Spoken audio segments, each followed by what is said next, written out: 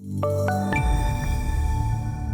the metals quadrant today, taking a look at the March copper futures contract, which is on a 3-day streak lower today, finishing down almost 0.7%. But copper started positive, as did most of the CME commodities today, turned negative midday, finishing the day down for a third consecutive session. On the upside earlier in the morning, we were up a little bit more than 0.5% at 4.4355. On the downside, 4.3795. That was down about 76 basis points, or a little bit more than 0.75%. We barely got we didn't get much of that back in toward the close, finishing today just better than 0.7% lower. Now, when you look at copper on the year, however, copper's up almost 25%, despite having fallen over 10% since the May high. So pretty volatile year for copper, but overall pretty strong. Now, the dollar was not only higher today,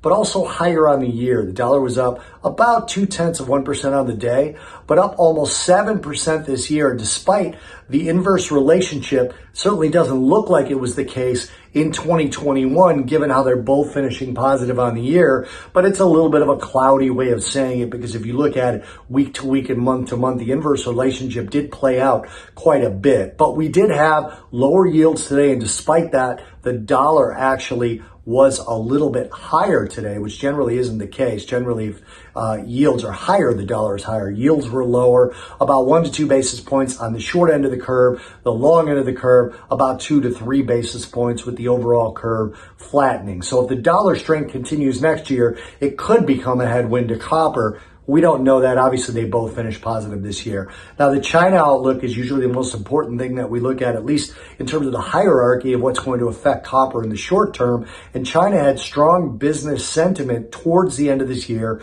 and their GDP grew modestly, but the slumping property sector and the slowing external demand due to the jump in COVID cases could change this narrative pretty quickly. Keep in mind, though, China is going for new stimulus starting at the beginning of the year, quantitative easing, investments in banks, and probably more in property. So copper could get a tailwind from that starting sometime next year.